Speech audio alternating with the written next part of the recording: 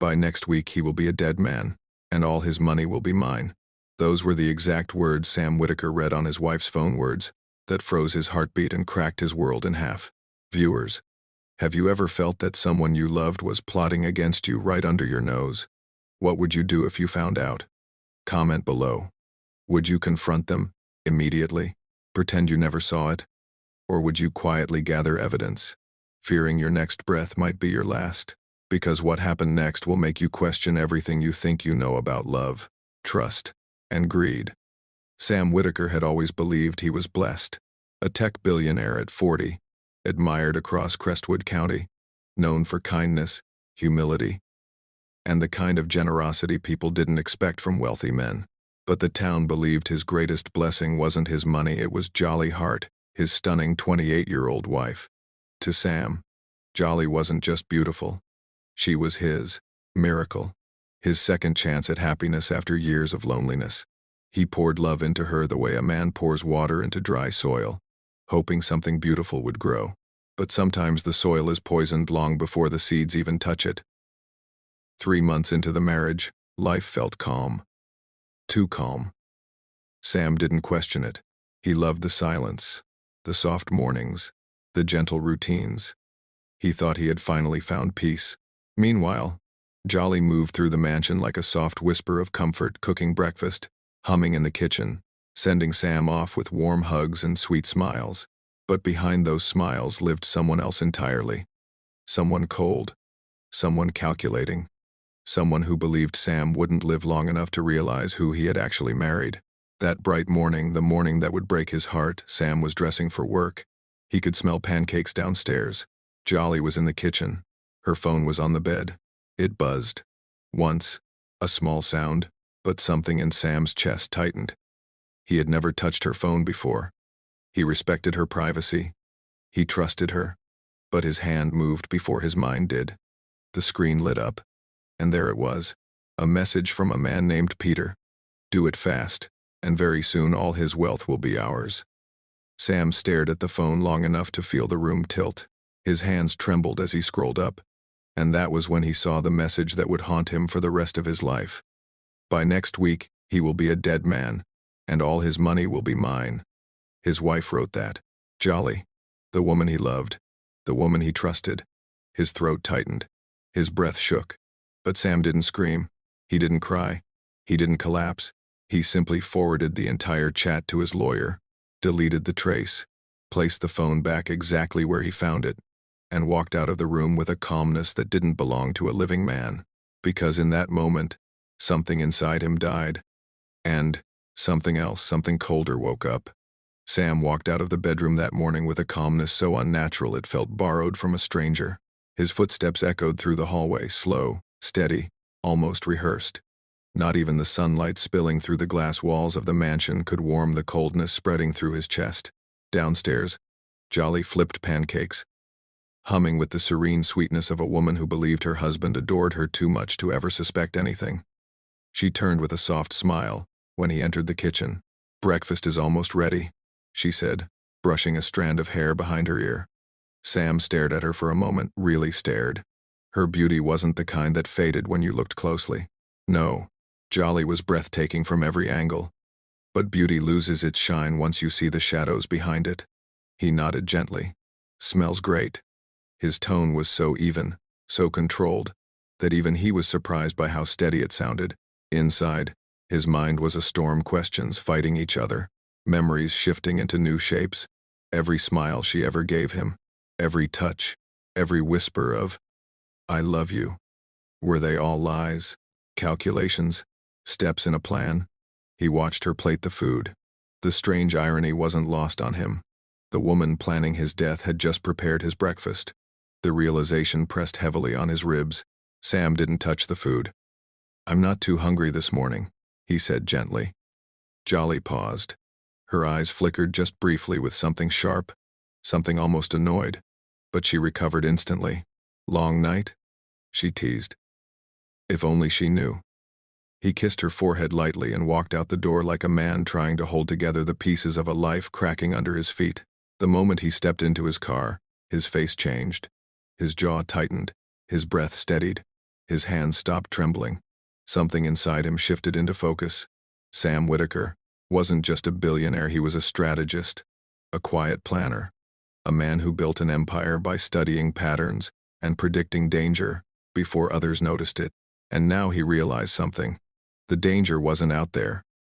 The danger was sleeping beside him. He drove straight to his lawyer's office. No appointment. No hesitation. The receptionist took one look at his expression and didn't dare ask questions. Inside, his lawyer, Mr. Gordon, a man in his early 60s with silver hair and a sharp mind, looked up from his desk. "Sam, read this," Sam said, handing him the forwarded screenshots. Gordon adjusted his glasses, scanned the messages, and his entire face hardened. "My God, Sam, I need a private investigator," Sam said quietly. Immediately. There was no trembling in his voice now, only resolve. Gordon nodded. "You'll have one in an hour." Sam leaned back in the chair, staring at the ceiling as a single question gnawed at him. Why did she marry me? Why would someone plan the death of a man who gave her everything? He already knew the answer. Greed. But he also sensed there was more, something deeper, something he hadn't uncovered yet. And he was about to find it. The private investigator arrived exactly 50 minutes later. His name was Grant Turner, a former federal agent with a calm, unreadable expression, one of those men who could stand in a burning room and still look like he was evaluating the temperature. He shook Sam's hand firmly. "Your lawyer briefed me," Grant said, sliding into the chair across from him. "Tell me everything in your own words."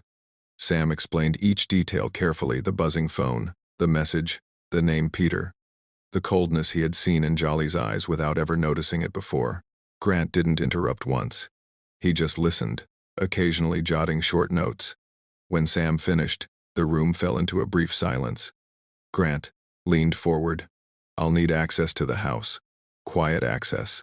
Cameras, movement patterns, names of staff, her schedules, everything." Sam nodded. "You'll have full clearance."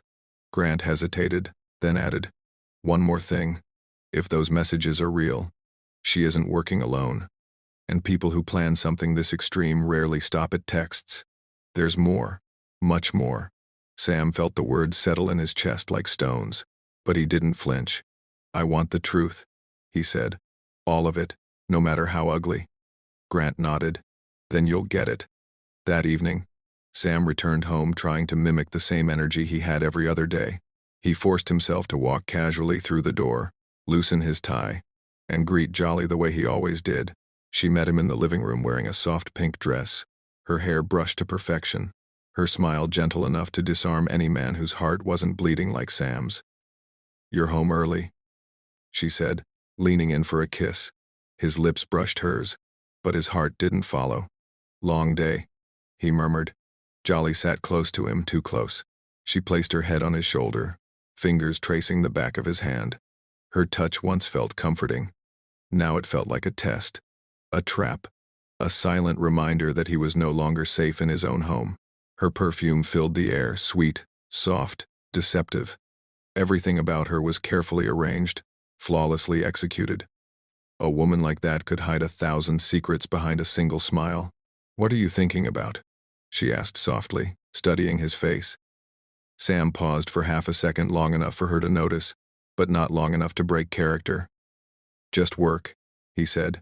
"We're preparing for a major launch." She smiled, eyes sparkling with interest. "You always work so hard." If only she knew what he was working on now.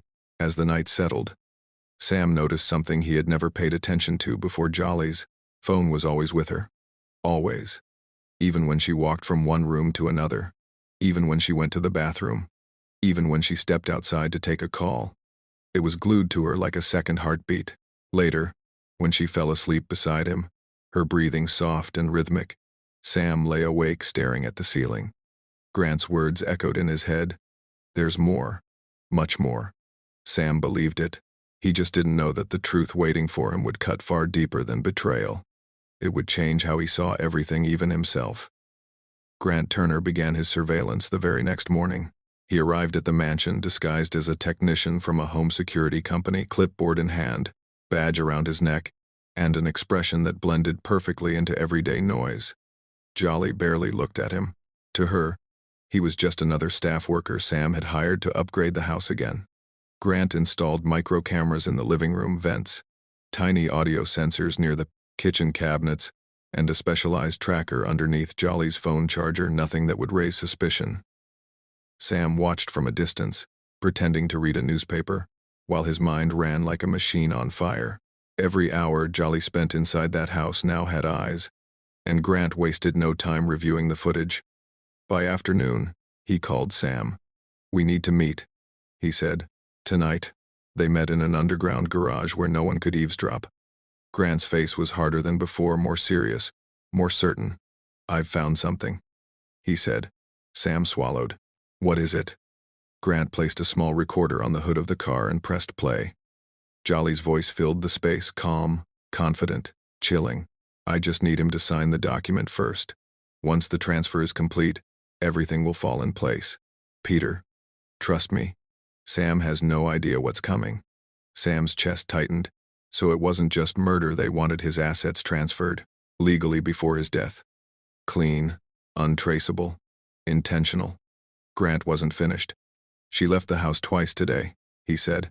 "Once to a cafe downtown. She didn't meet anyone there. But the second trip," he paused, "she met Peter."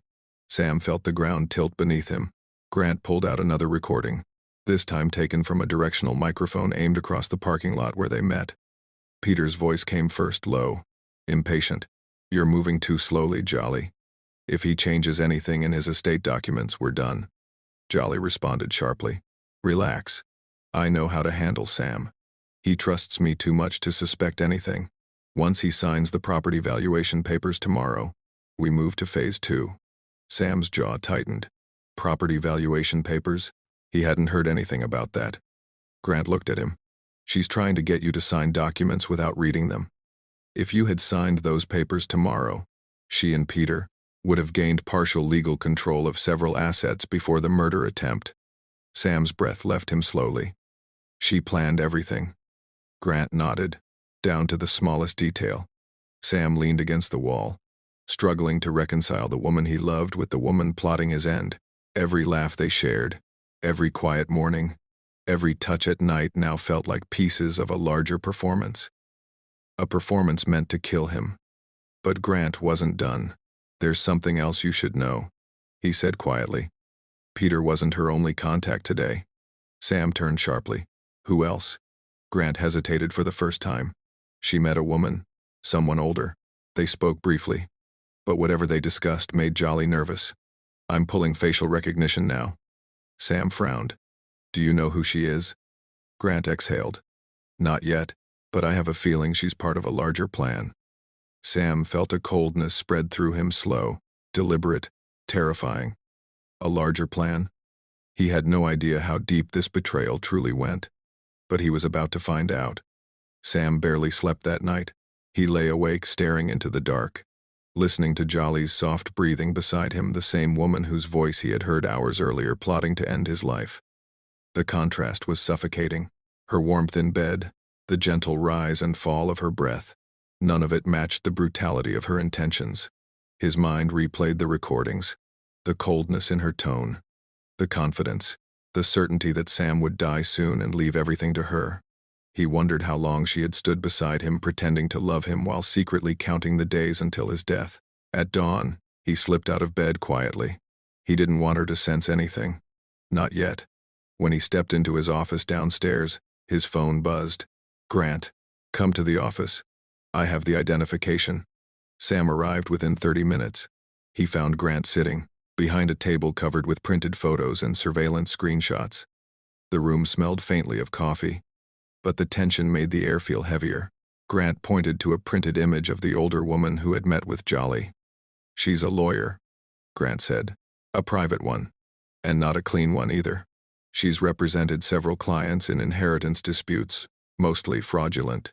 He handed Sam a file. "Her name is Linda Maycroft. She's helped people fabricate wills, manipulate estate documents, and cover asset transfers under the radar." Sam felt his stomach tighten. "So they're trying to make everything look legal before killing me?" Grant nodded, his expression firm. Yes, that's the plan. Sam sank slowly into the chair, his elbows resting on his knees, head bowed. He had always believed evil came with warning signs, anger, distance, strange behavior. But Jolly hid her intentions behind soft smiles and warm embraces. Grant continued, "There's more. Peter and Jolly have been meeting Linda for 2 months. The marriage wasn't just a setup. It was a coordinated operation. They needed time to structure the transfers, prepare fake documents, and position themselves to claim everything cleanly." Sam stared at the floor. "So from the moment she said I do, she was planning this?" "Yes," Grant said quietly. "From the moment she married you." The words struck harder than any blow. He had married her with sincerity, with hope, with love, but she had married him with calculation, with greed, with the intention to turn him into a stepping stone. Sam straightened slowly, a controlled steadiness settling in his eyes. "What's the next step?" he asked. Grant slid another envelope toward him. "I followed Peter today. He went to a pharmacy on Oak Ridge Street, cash only. Bought a substance used in poisoning cases. Hard to trace. Potent. They're getting ready to move fast." Sam's jaw clenched. "When?" Grant replied. "Soon. Very soon." Sam ran a hand across his face. Each new detail felt like another cut. Another confirmation that the woman he trusted most had been preparing his grave in silence. Grant rested his hands on the table. "You need to stay calm. Keep acting normal. Don't question her. Don't confront her. The law needs airtight evidence."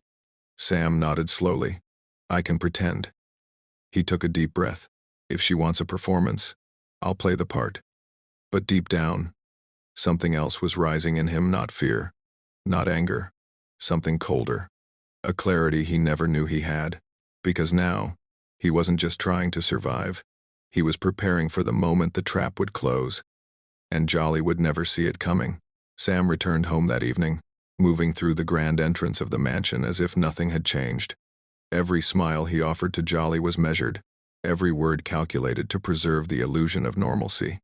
He poured himself a glass of water, noting how she hovered near the kitchen counter, humming softly a sound he had once found comforting, now layered with threat.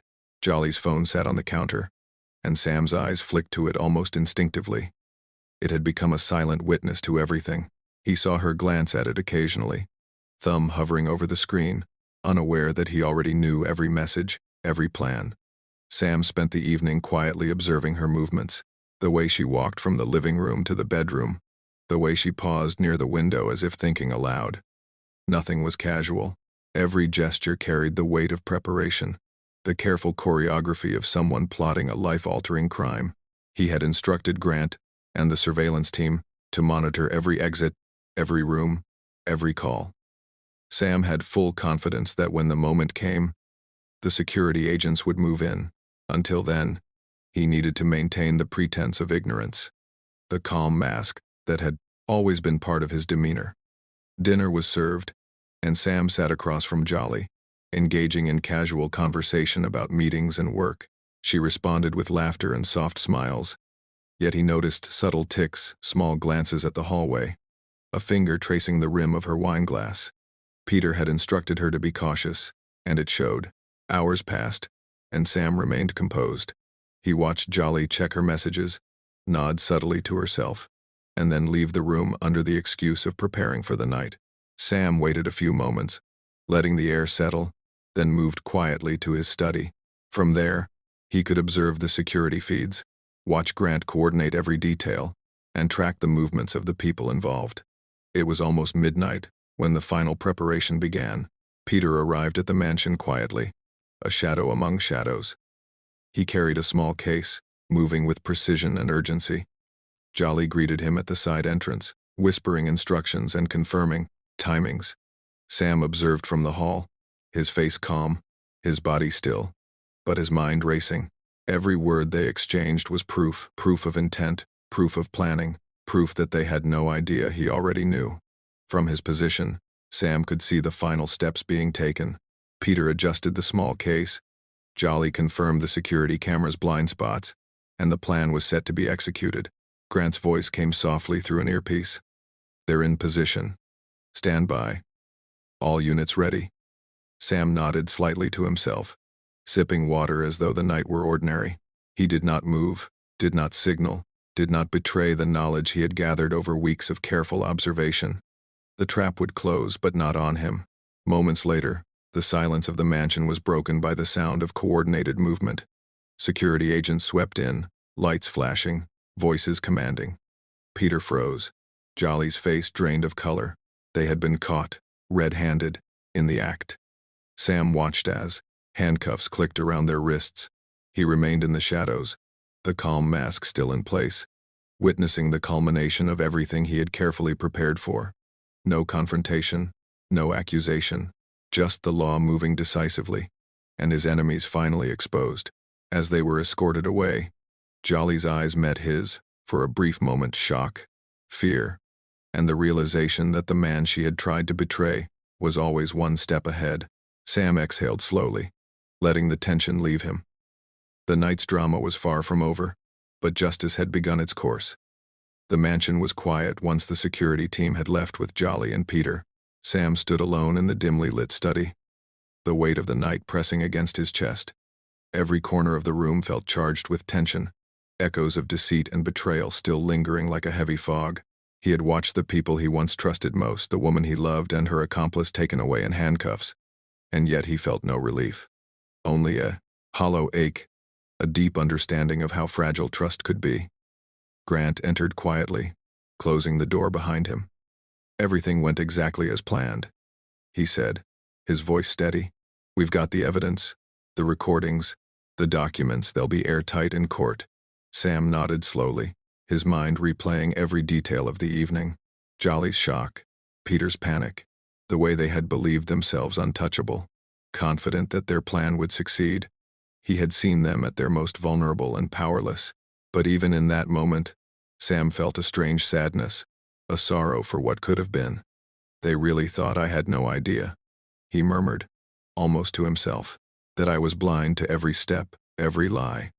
Grant handed him a folder. Inside were the compiled screenshots, transaction records, and messages, everything that would leave the court no room for doubt. "It's all there. The judge won't have any difficulty understanding the full scope of their, quote, plot." Sam leaned back in his chair, exhaling slowly. "I never imagined someone could betray like that, not just in action, but in the quiet, the everyday, living beside me and planning my death." His voice was low, almost reverent, a mixture of anger and disbelief. Hours later, as dawn broke over Crestwood County, the trial preparations began. Sam spent the morning meeting with lawyers, reviewing statements, and ensuring that every shred of evidence was accounted for. Jolly and Peter's scheme had been meticulous, but meticulous plans always leave traces, and Sam's careful observation had ensured none would be lost. News crews and courthouse staff whispered about the upcoming trial. Headlines were already forming. "Tech billionaire survives murder plot by wife and her lover." Sam ignored the media. Today was not about public attention. It was about finality. When the court day arrived, Jolly and Peter were led in under heavy security. Sam sat quietly in the back, watching the proceedings. The woman who had shared his bed, laughed at his jokes, and pretended to love him, now appeared small, stripped of her confidence, forced to face the consequences of her ambition. Peter, equally defeated, avoided Sam's gaze entirely. The prosecutor laid out the evidence meticulously: messages, bank transfers, visits to Linda Maycroft, and the purchase of the poison. The courtroom murmured as each piece of the puzzle was revealed, and the faces of the accused grew paler with every revelation. Sam felt a mix of vindication and sorrow. Justice was being served, but it could never undo the pain of betrayal. He did not gloat. He did not seek revenge beyond what the law would provide.